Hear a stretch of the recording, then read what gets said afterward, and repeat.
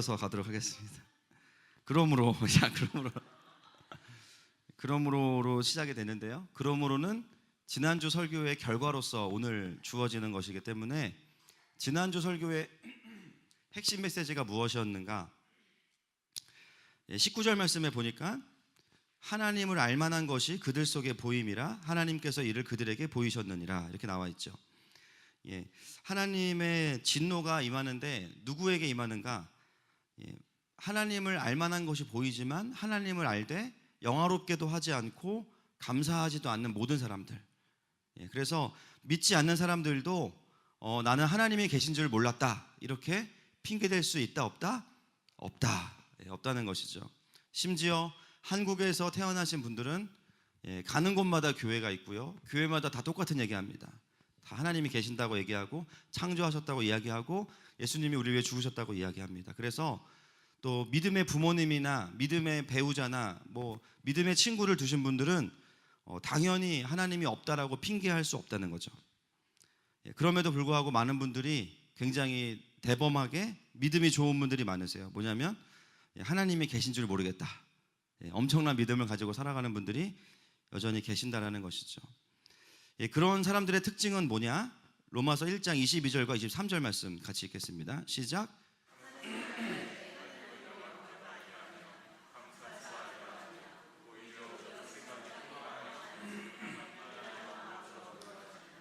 스스로 지혜 있다 하나 어리석게 되어 썩어지지 아니하는 하나님의 영광을 썩어질 사람과 새와 짐승과 기어다니는 동물의 하나님의 존재를 인정하지만 하나님에게 무관심한 사람들의 특징은 스스로 지혜 있다고 합니다. 이게 뭐냐면 교만이죠. 내 인생을 내가 좀 계획한 대로 살아볼 수 있을 것 같다라고 스스로 지혜 있다고 생각하는데, 그런 사람들의 특징은 뭐냐면 하나님의 영광을 썩어질 사람과 동물의 모양의 우상으로 바꾼다는 거예요. 여러분, 이게 무슨 의미입니까? 1차적으로는 그 당시 고린도나 로마 도시에 보면요, 수많은 로마의 신들 그리고 동물의 모양을 본딴 우상들이 있습니다. 실제로 그 시대에는 그 우상들을 섬겼어요. 그런데 우리가 그들과처럼 우리가 우상을 섬기지 않는다고 해서 우리는 그러면 아무 잘못이 없는가, 무관한가? 그렇지 않다는 것이죠. 그 당시에 사람들이 그 우상들을 섬겼던 마음의 동기가 무엇일까요? 돈을 많이 벌고, 그죠? 쾌락을 누리고 성공하고, 그래서 그것을 담보할 수 있는 우상이라고 하면 그 우상에게 가서 열심히 돈을 바치고 복을 빕니다. 결국 우상은 어떤 형상을 섬기는 게 아니라 그 본질은 뭐냐면 내 안에 있는 죄의 욕망을 섬기는 게 우상의 본질이에요. 인정하십니까? 그래서 내가 원하는 걸 들어줄 만한 신을 찾다 보니까 여러 가지 신들을 찾아가서 그렇게 우상을 숭배하게 되는 것이죠. 결국은 우리가 어떤 염소 모양에게 가서 절을 하지 않는다고 하더라도 여전히 이 시대에 하나님의 존재를 인정하지만 그 하나님을 적극적으로 알려고 하지 않는 사람들은 모두가 다 돈이나 쾌락이나 무조건적인 성공을 섬기고 있다는 것이죠. 인간은 하나님의 영광을 위해 살지 않는 이상은 우상으로 자신을 채우고 살아가고 있습니다. 우상 숭배는 그래서 절대로 단순한 문제가 아니에요. 그냥 내가 하나님한테 좀 죄송하지만 잠시 내가 나를 위해 좀 살겠습니다, 잠시 좀 저를 모른 척 해주십시오, 이럴 수 있는 문제가 아니라는 것이죠. 마치 우상 숭배는 이런 것입니다. 왕의 자리에 왕이 앉아 있어야 그 나라가 되는데, 그러나 그 왕이 그 자리에 앉아 있는 것이 아니라 자격이나 능력이 없는 사람이 그 자리에 앉아 있을 때, 그것이 바로 우상 숭배의 모습과 동일합니다. 존 파이퍼 목사님은 이것을 이렇게 비유합니다. 태양계에 비유하고 있습니다. 여러분, 태양계가 왜 태양계인지 아십니까? 태양을 중심으로 태양의 인력으로 인해서 이제 수금지와 목도 천해명, 이 별들이 다 이렇게 위치하고 있어요. 이렇게 위치할 수 있는 이유는 태양의 인력과 중력이 작용하기 때문입니다. 그런데 거기서 태양을 빼버리고 우리가 만든 허접한 인공위성을 갖다가 딱 놓는다. 그러면 그 순간 태양계는 어떻게 될까요? 엉망진창이 되겠죠. 지구와 토성이 충돌하고 앞에 있어야 되는 수성이 저 뒤로 가고 완전히 엉망진창이 돼서 순식간에 모든 태양계는 거의 소멸해 버리게 될 것입니다. 여러분, 우리의 인생에 있어서 주인을 하나님이 아닌 나 또는 우상으로 바꾼다는 것은 무엇을 의미하냐면 그 자체도 죄악이지만 그로 인해서 엄청난 피해를 누가 입게 될까요? 바로 우리가 입게 되는 것이죠. 막대한 피해를 우리가 입게 됩니다. 그러므로 우상 숭배의 문제는 결국은 우리에게는 굉장히 심각한 문제가 되는 것입니다. 오늘 본문은 우리에게 하나님의 영광을 다른 것으로 바꾼 자들의 특징, 그리고 그러한 사람들을 하나님께서 어떻게 심판하시는가, 그 이야기를 우리에게 전달하고 있습니다. 여러분, 오늘 본문에 보시면 24절부터 32절에 3번이나 등장하는 동사가 있습니다. 뭘까요? 한번 찾아보시죠.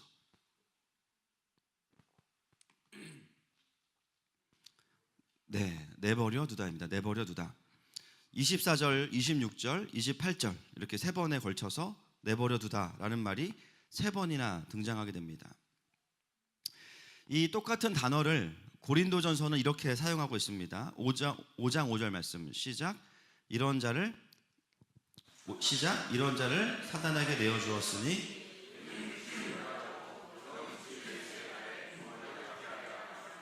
아멘. 사단에게 내어주다라고 할 때 이 내어주다라는 말이 오늘 로마서에서 말하는 내버려두다라는 뜻입니다. 여러분, 우리가 하나님을 선택하지 않을 때 여러분, 우리는 무엇을 선택하게 되죠? 당연히 세상을 선택하게 돼요. 중간은 없어요. 중간은 존재할 수가 없습니다. 내가 하나님도 선택하면서 이것도 선택하겠다, 이것은 결국은 이것을 선택하겠다는 거죠. 하나님을 선택하지 않을 때 우리는 세상을 선택하게 되고 내 안에 우상을 선택하게 되는데, 이것 자체가 하나님을 향한 불순종일 뿐만 아니라 그럴 때 하나님은 어떻게 하시냐면 우리를 내버려 두십니다. 내버려 두시는 거예요. 여러분, 그걸 선택한 주체는 누굽니까? 나예요. 그런데 그 상황 속에서 하나님께서 우리를 내버려 두신다는 거예요. 죄와 어둠 속에서 우리를 돌이킬 수 있게 하시는 분은 누구시냐? 하나님이십니다. 내가 내 맘대로 죄짓고 우상숭배하다가 언제든지 나는 주님께 돌아올 수 있어. 제가 이렇게 생각하는 분들을 정말 많이 만나봅니다. 그런데 여러분, 못 돌아옵니다. 못 돌아옵니다. 내 맘대로 살다가 내가 죽기 직전에 내가 예수님 믿으면 되지 뭐. 지금은 내가 좀 하고 싶은 대로 살 거야. 나중에 예수님 믿을 수 있을까요? 못 믿습니다. 믿게 된다고 한다면 그것은 그 사람의 의지로 믿는 게 아니라 하나님께서 은혜를 베푸신 거예요. 여러분, 하나님께로 돌아오는 거, 죄를 거스르고 죄를 이기는 거, 은혜가 없으면 할 수 없어요.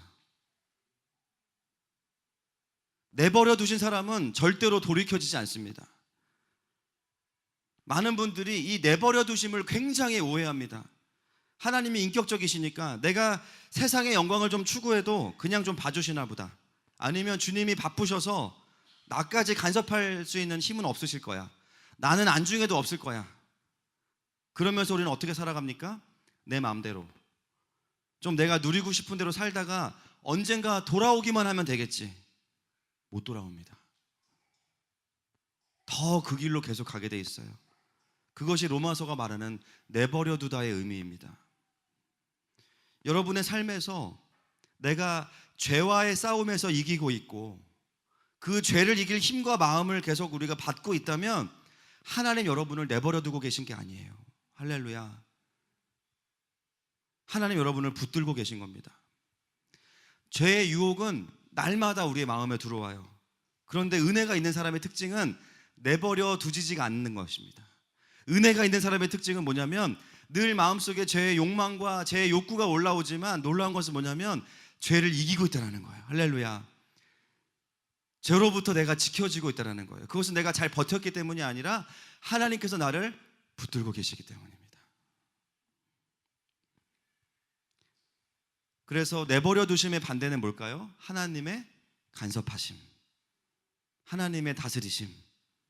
여러분, 그런 사람 있죠? 친구 중에 친하지 않은 사람은 완전히 무관심이에요. 근데 친하면 잔소리 엄청 하는 분들이 있어요. 그렇죠?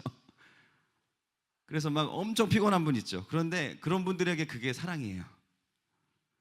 관심이 없으면 잔소리 안 합니다. 그런데 사랑하면 잔소리합니다.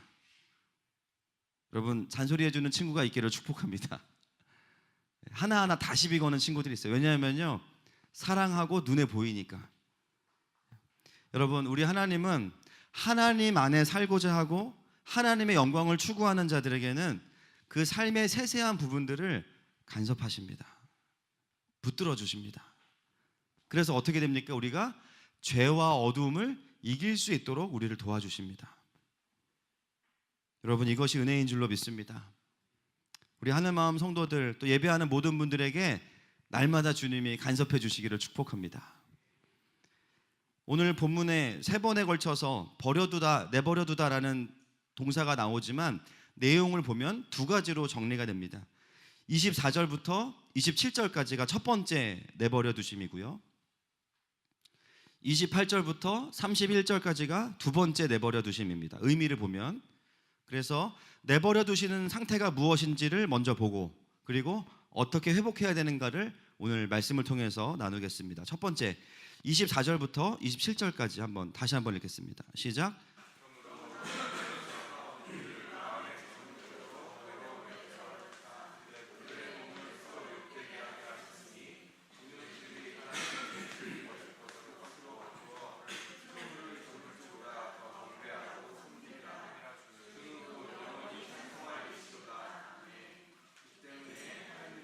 그들을 부끄러운 욕심에 내버려 두셨으니 곧 그들의 여자들도 순리대로 쓸 것을 바꾸어 영리로 쓰며, 그와 같이 남자들도 순리대로 여자 쓰기를 버리고 서로 향하여 음욕이 부릴 듯하며, 남자가 남자와 더불어 부끄러운 일을 행하여 그들의 그릇 때문에 상당한 보응을 그들 자신이. 여러분, 24절과 26절에 보시면 2가지죠. 어디에 내버려 두셨는지, 마음의 정욕과 부끄러운 욕심. 전혀 반대가 되는 것은 아니고 연결되는 겁니다. 여러분, 마음의 정욕이라는 말이 좀 생소해요. 왜냐하면 정욕은 몸에서 일어나는데 왜 마음의 정욕이라고 이야기하고 있을까요? 창세기 6장 5절과 마태복음 15장 같이 읽겠습니다. 시작. 창세기 6장 5절. 여호와께서 사람의 죄악이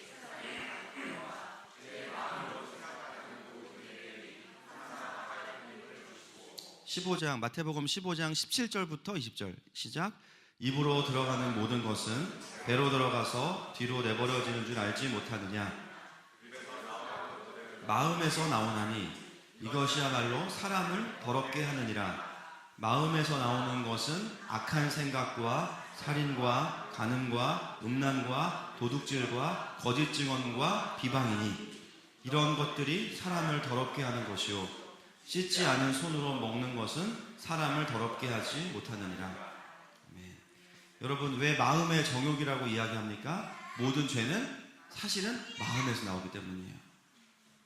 그러므로 마음의 정욕대로 내버려 두신다는 것은 무슨 의미냐면요, 우리가 사람인데요, 마음에 일어나는 죄의 욕구를 스스로 컨트롤할 수 없다는 것이죠.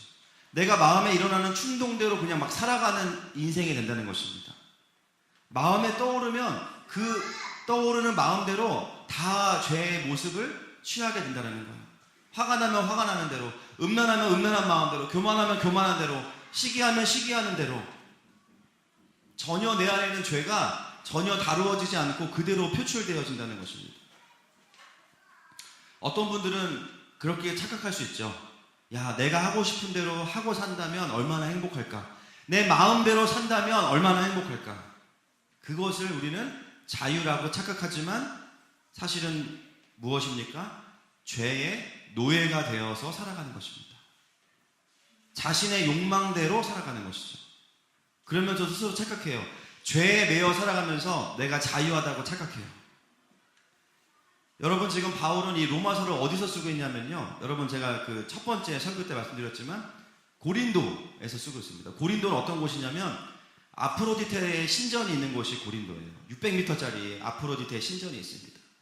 여러분, 아프로디테 들어보셨겠지만 우리가 잘 알기로는 어떤 신이냐면 아름다움의 여신이죠.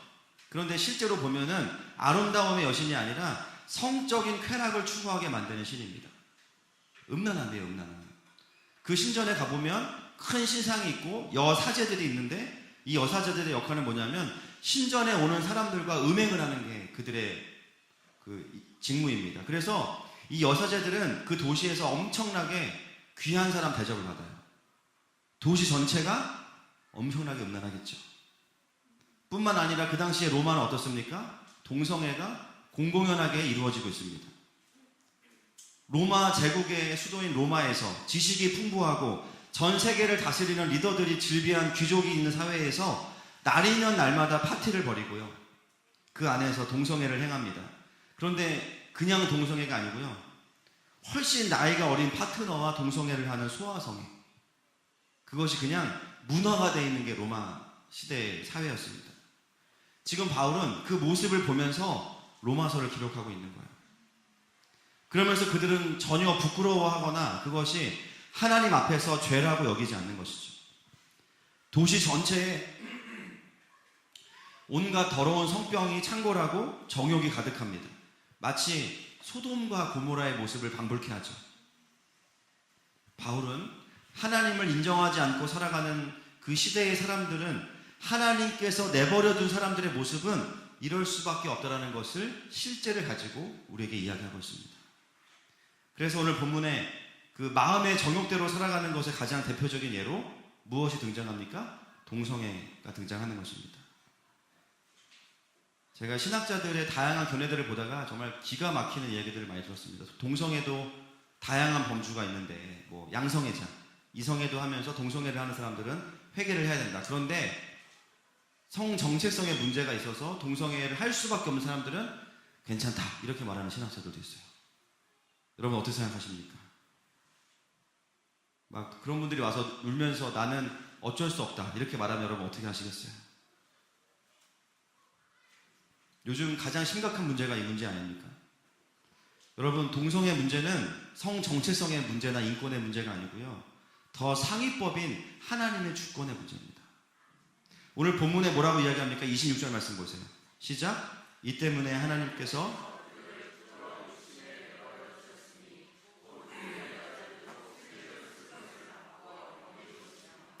순리와 영리, 이 기준이 뭐예요? 인권입니까? 아니에요. 하나님의 창조 계획과 섭리예요. 여러분 아멘이십니까? 순리는 뭐예요? 하나님의 법을 존중하는 거죠. 영리는 뭐예요? 하나님의 법을 거스르는 겁니다. 창조주의 창조 섭리를 거스르는 게 영리예요. 여러분 우리가 동성애자들과 저는 실제로 동성애자들을 케어한 적도 있고 그들과 교제한 적도 있고 성경 공부를 한 적도 있습니다. 여러 가지 방법을 생각해 봤죠. 동성애가 얼마나 많은 해악을 끼치는가. 근데 실제로 동성애만 해악을 끼치는 게 아니라 무분별한 이성애도 해악을 끼쳐요. 그런데 동성애 문제는 그럴 만한 문제라는 것이 아니에요. 그 자체가 이미 하나님의 순리를 거스르는 영리라는 것이죠. 이거는 토론이나 반론의 여지가 있는 것이 아니라 그냥 모든 하나님의 피조물들이 따라야 되는 순종해야 되는 것입니다. 여러분 교회가 동성애자를 품어야 됩니까? 안 품어야 됩니까? 품어야 돼요. 맞아요. 그런데 동성애를 어쩔 수 없는 것으로 포기하면 안 됩니다. 이 균형을 잘 보셔야 돼요. 동성애자를 품어야 되지만 그래 어쩔 수 없지가 아니에요. 하나님 분명히 말씀하시니까 우리 함께 이 문제를 돌파해보자. 할렐루야. 복음 앞으로 가서 다시 하나님의 그 성령님의 도우심으로 그 문제를 해결할 수 있도록 긍휼함을 가지고 가는 것이 교회의 부르심이지 동성애를 허용하고 인정하는 것이 우리의 부르심이 아니라는 거예요. 이미 미국 교회나 유럽 교회들은요 이미 동성애자들을 너무나 환영하고 있고요. 단순히 그들을 복음 앞에서 돌보겠다는 개념이 아니라 그냥 그걸 인정해버립니다. 여러분 그것은 뭐냐면 로마서 말씀에 이미 걸려있는 거죠. 이것은 굉장히 어려운 문제입니다. 저는 저희 교회가 그런 자들도 복음으로 돌파할 수 있는 교회가 되기를 축복합니다. 오늘 본문에서는 동성애를 이야기하지만 오늘 첫 번째 내버려 두심의 핵심은 사실은 동성애만은 아닙니다. 마음의 정욕대로 내버려진 삶에 대해서 이야기하고 있어요. 나는 뭐 동성애를 하지 않으니까 이 말씀과 나는 상관이 없어. 그러시면 절대 안 됩니다. 우리의 삶에도 우리의 마음의 정욕대로 내버려진 모습들이 있습니다. 여러분 한국 사회를 한번 보십시오. 한국 사회 어떻습니까? 저는 점점 더 소돔과 고모라와 닮아져 간다고 느껴집니다. 여러분 어떻게 생각하세요? 점점 더 인간의 정욕대로 살아가는 것을 인정해주고 그것을 드러내는 게 부끄럽지 않은 사회로 가고 있어요. 공적인 힘을 가진 미디어가 그런 역할들을 하고 있습니다. 여러분, 하나님을 중심으로 모이지 않는 시대는요, 전부 다 어떤 흐름을 가지고 있냐면요, 쾌락주의로 가서 마지막에 염세주의로 가요. 노세 젊어 노세 하다가 어느 순간 자살하는 시대로 갑니다. 이미 한국 사회는 그렇게 가고 있습니다. 수많은 아이돌들이 나와서 하는 공연들을 보십시오. 대부분이 성적인 부분과 연결되어 있습니다. 그리고 그것을 굉장히 자랑하고요. 그렇게 되고 싶은 청소년들이 수십만 있습니다. 단순히 춤의 문제가 아닙니다. 그 안에 담고자 하는 내용이 뭐냐, 그 안에 어떤 스피릿이 담겨지느냐, 엄청난 음란함이 담겨지고 있어요. 그것이 방송이라는 이름으로, 공연이라는 이름으로, 문화라는 이름으로 깊이 들어와서 모든 사람들을 열광하게 하는데, 그게 한마디로 말하면 음란함을 예배하는 거예요. 고린도 시대에 있었던 아프로디테 신전에서 드렸던 예배와 똑같은 것입니다. 단지 그것이 사람으로 등장해서 우리에게 예배하게 하는 거죠. 수많은 미디어들을 통해서 주어지는 메시지를 보면 자신의 충동과 욕망에 충실하게 사는 게 사람다운 삶이라고 속이고 있습니다. 과거에는 부끄러워서 말도 못하던 것들이 솔직하고 당당한 것으로 바뀌어지고 있죠. 오늘 본문에 보니까 부끄러움에 내버려 두사라고 나와 있습니다. 결국 사람을 마음의 정욕대로 살게 하는 시스템이 사회 안에 점점 더 강력하게 들어오고 있습니다. 여러분, 이 시대에 목회자만 필요한 것이 아닙니다. 예술과 문화 영역에 도시 선교사가 필요합니다. 죄와 어둠의 메시지가 아니라 생명과 빛의 진리를 선포해 줄 수 있는 좋은 예술가들이 필요해요. BY보다 더 강력한 문화 선교사가 일어나야 됩니다. 여러분, 한국 사회가 이렇게 내버려지고 있다는 것은 사실은 심판이죠. 내버려둔 상태로 계속 흘러가고 있기 때문이에요. 하나님께서 도와주시지 않으면 우리는 우리의 마음의 정욕을 이길 수 없어요. 여러분, 하루 종일 미디어를 봐보세요. 여러분의 마음에 성령 충만이 옵니까? 사회에 대한 비판적인 메시지와 수많은 음란과 폭력이 들어옵니다. 설교는 여러분 일주일에 1시간 들으면서 주야로 우리가 드라마를 묵상하면 멀쩡하게 퇴근하는 남편도 바람 피고 온 거 아니야? 이렇게 의심이 돼요. 하루 종일 설교 들은 거예요, 사단에게. 여러분, 건강한 드라마만 보시기를 축복합니다. 하나님께서 우리에게 은혜를 주시지 않으면 우리는 우리의 마음에 일어나는 이것들을 이겨낼 수가 없는 거예요. 우리에게는 지속적인 은혜가 필요합니다. 이것이 24절부터 27절까지 말하고 있는 첫 번째 내버려 두심의 의미입니다. 두 번째, 28절 말씀 같이 읽겠습니다. 시작.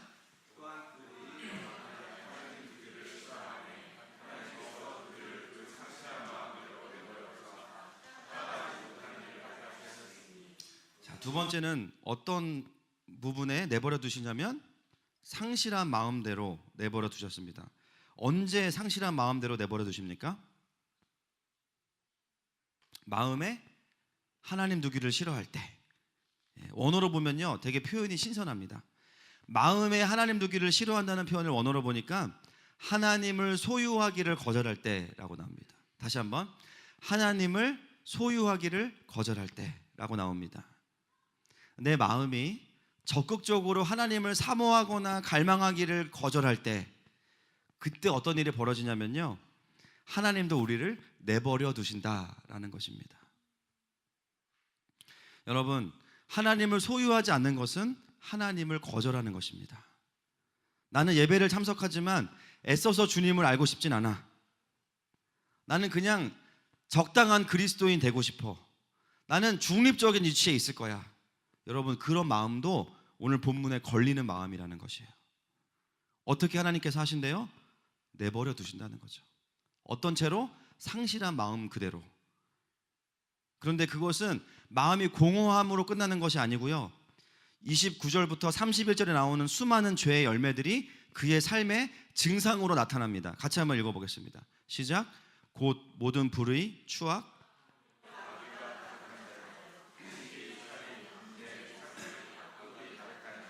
수군수군하는 자요, 비방하는 자요, 하나님께서 미워하시는 자요, 능욕하는 자요, 교만한 자요, 자랑하는 자요, 악을 도모하는 자요, 부모를 거역하는 자요, 우매한 자요, 배약하는 자요, 무정한 자요, 무자비한 자라. 아멘. 그냥 원인만 있고 증상이 없는 게 아니라 우리의 삶에 마치 감기에 걸리면 콧물이 나오는 것처럼, 기침이 나오는 것처럼 죄의 열매들이 이렇게 맺혀진다라는 거예요. 하나님의 주권이 없고 하나님께서 다스리시지 않는 인생은 어둠과 정욕이 다스리기 때문에 이러한 열매들이 나타납니다. 그리고 이 열매들은 우리의 인생을 어떻게 만들까요? 지옥으로 만들겠죠. 여러분, 우리가 죽어서 지옥에 가보지 않아도 이미 간접 체험을 할 수 있어요. 죄의 열매들 속에 살아가는 사람들은 인생이 지옥입니다. 날마다 다툼이 있고, 날마다 시기가 있고, 날마다 악독이 가득하고, 날마다 수근수근하고, 날마다 배약하고 능욕하고, 날마다 부모를 거역하고, 그게 인생이 행복할까요? 그 자체가 불행이죠. 거기서 끝나지 않아요. 32절 말씀 같이 있습니다. 32절 시작. 그들이 이 같은 일을 행하는 자는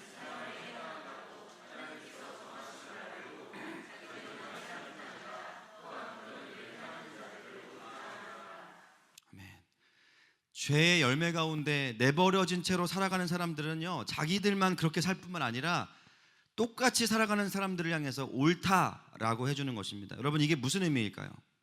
막 나쁜 짓을 하는 분들을 찾아다니면서 막 그 순간에 그 사람을 격려해 주는 거예요? 막 도둑이 막 주워 담고 있으면 가가지고 막 하나님이 당신을 축복하시네, 막 축복해 주는 겁니까?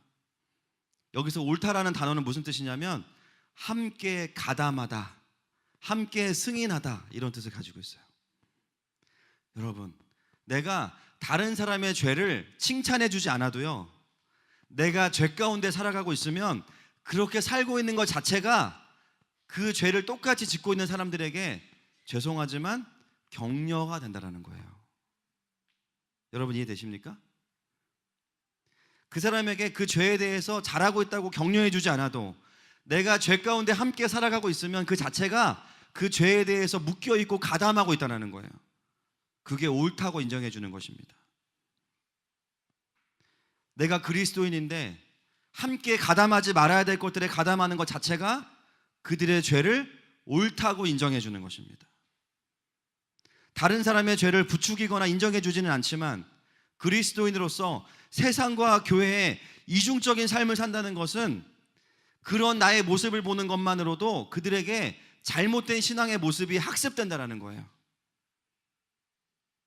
이해되십니까?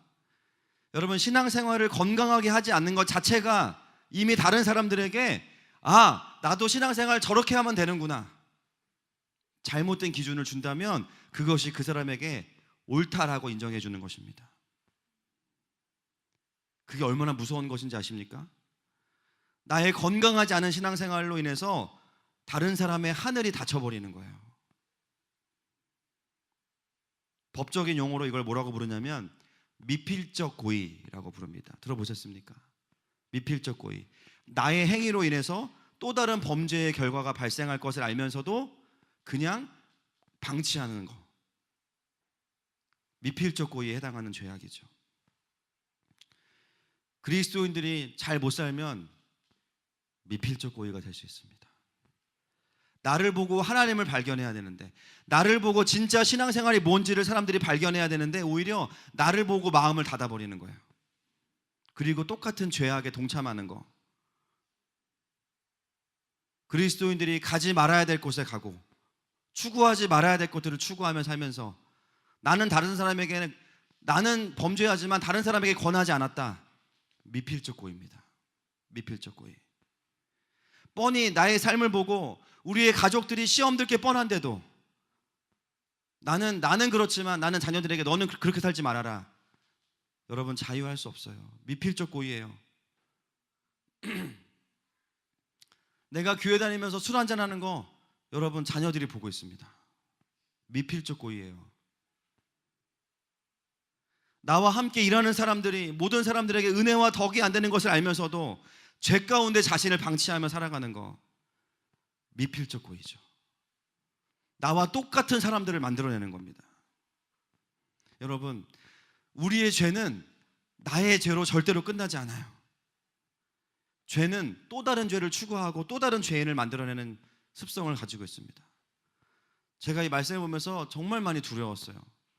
여러분, 한국 교회 안에 진짜 그리스도인도 있지만 아직 하나님을 발견하지 못하고 과정 중에 있는 종교인들이 많이 있거든요.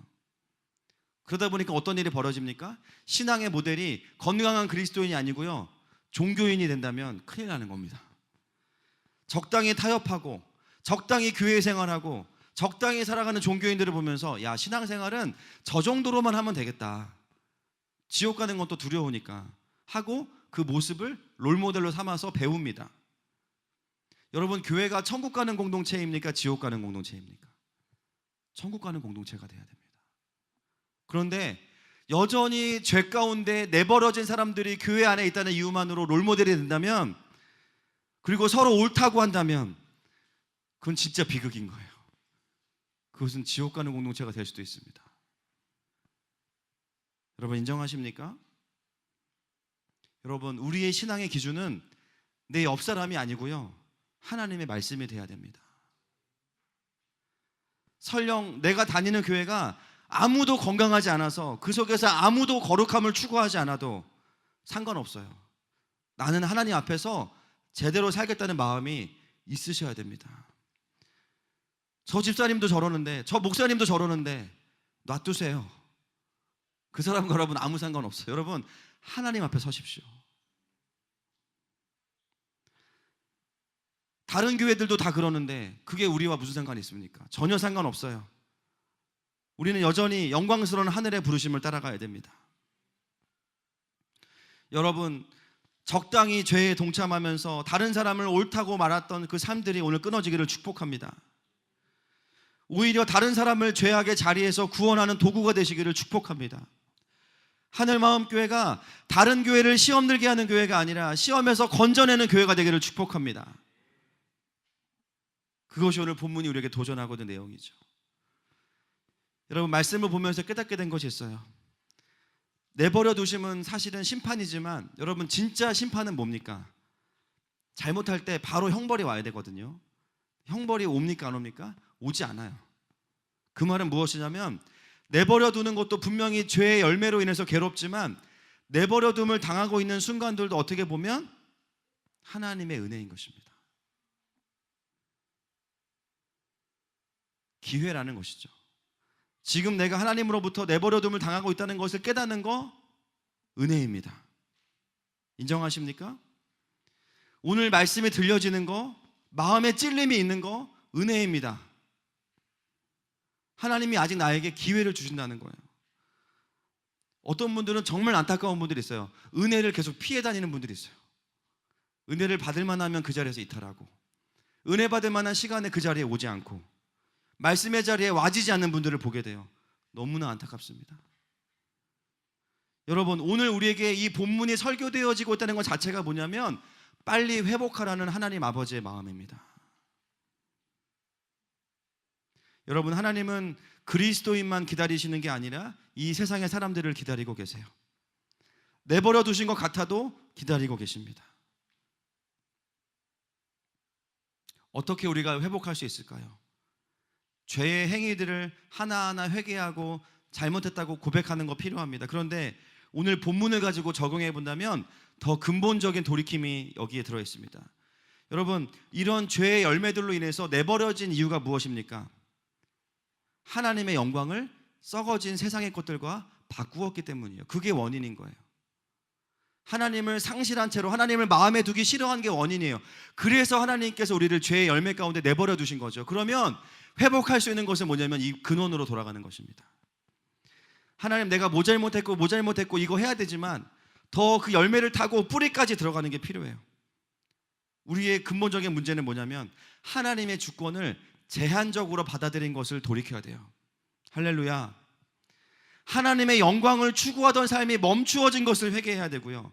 내가 어떤 영역에서 하나님을 마음에 두기 싫어한 것을 돌이켜야 됩니다. 나의 삶의 열매들이 드러날 때, 죄악의 열매들이 보여질 때 그것만 가지고 다루심을 받으면 안 되고요. 나는 왜 이렇게 시기하고 질투하는가? 주님, 시기한 거 잘못했습니다. 여기서 끝나면 안 돼요. 내가 왜 이렇게 시기와 질투의 열매들을 계속 맺고 있지? 내가 왜 이렇게 사람들의 인정을 추구하고 있지? 근원까지 들어가야 돼요. 아, 하나님의 인정으로 내가 충분하지 않았구나. 하나님의 메시지를 믿음으로 인해서 그것으로 나의 정체성을 삼지 않았고 끊임없이 사람들의 인정을 추구했구나. 이것은 치유의 문제가 아니라 회개의 문제인 것이죠. 다시 그 부분에서 하나님의 은혜를 구하면서 돌이킬 때 시기와 질투의 나무의 뿌리의 열매가 함께 뽑혀지는 것입니다. 그러면 어떻게 됩니까? 다른 사람들을 축복하고 있는 모습 그대로 보게 되고 나보다 다른 사람이 잘하면 그것들을 인정해 주게 되는 거예요. 축복합니다. 그것이 주님께서 말씀하시는 거죠. 나는 왜 끊임없이 죄악의 열매들이 내 삶에 맺혀지는가? 그 근본적인 원인은 주권의 상실이 있기 때문입니다. 그리고 하나님의 영광이 상실되어져 있기 때문이에요. 우리가 어떻게 해야 되겠습니까? 제가 설교 초기에 말씀드렸지만 내버려진 상태에서 돌아오는 거 우리의 힘으로 못해요. 우리가 할 수 있는 건 뭐냐면요, 인정하는 거예요. 인정하는 거. 지금 내가 떠내려가고 있음을 인정하는 거, 주님의 내버려 두심 가운데 있음을 인정하는 거, 그리고 겸손하게 주님 앞에 엎드려야 돼요. 우리가 할 수 있는 건 거기까지입니다. 그리고 하나님을 기다려야 됩니다. 죄와 정욕의 노예가 된 비참한 나의 상태를 인정하고 겸손히 은혜를 구하면서 기다리는 거예요. 이스라엘 백성이 출애굽기 32장에 보면 모세가 늦게 내려오니까 어떤 죄를 범합니까? 우상을 숭배하죠. 우상을 숭배합니다. 황금 송아지를 만들어 놓고 거기에 절해요. 다 진멸될 위기에 처했다가 모세의 중보와 회개로 작은 심판을 받고 넘어갑니다. 그리고 33장에 보면 다시 모세가 누구에게 나아가요? 하나님께 나아갑니다. 말씀 좀 띄워주세요. 15절부터 18절까지 시작. 모세가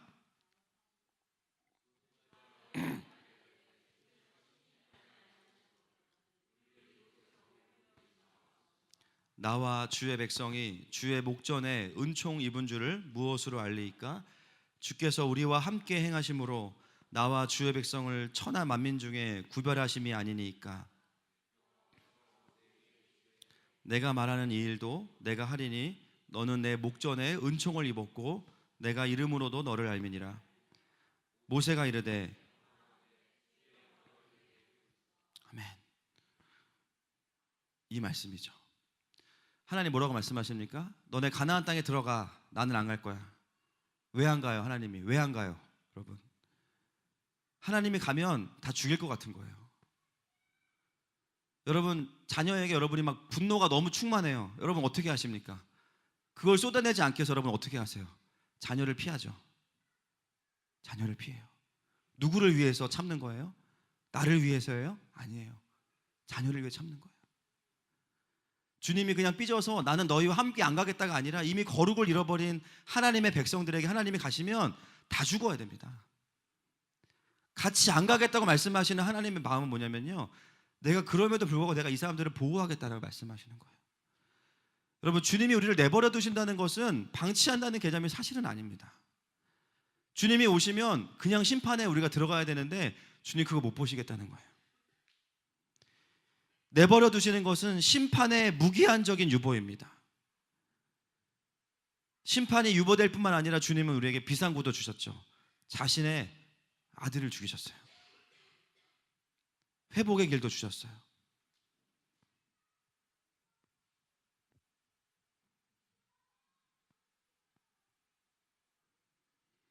모세가 그 마음을 알아들이고 다시 하나님 앞에 나아가서 끊임없이 돌이킵니다. 그리고 주님의 마음을 알아들여요. 그리고 나서 그 기도의 마지막이 뭐냐면 원컨대 주의 영광을 내게 보이소서.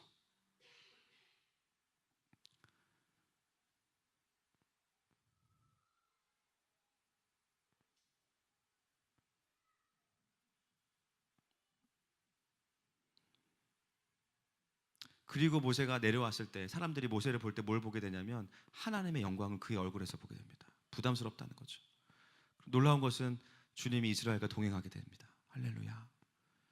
여러분, 죄를 이기는 것은요, 죄와 싸우는 게 아니고요, 돌이킨 이후에 그것도 은혜가 필요하고 하나님의 영광으로 채울 때에만 이길 수 있습니다.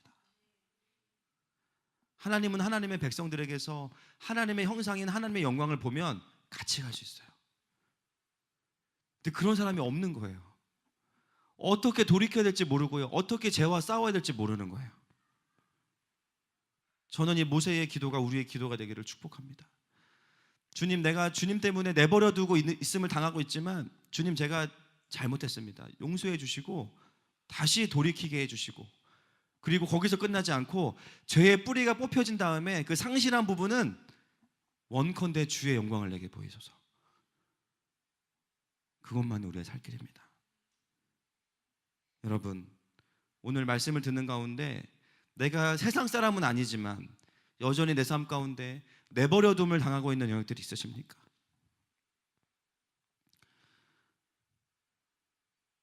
우리가 인정했으면 좋겠습니다. 그리고 돌이키는 은혜를 구하십시다. 그리고 하나님의 영광으로 채워주실 아버지 앞에 이 시간 나아가십시다. 같이 시간에 찬양하면서 나아갑시다.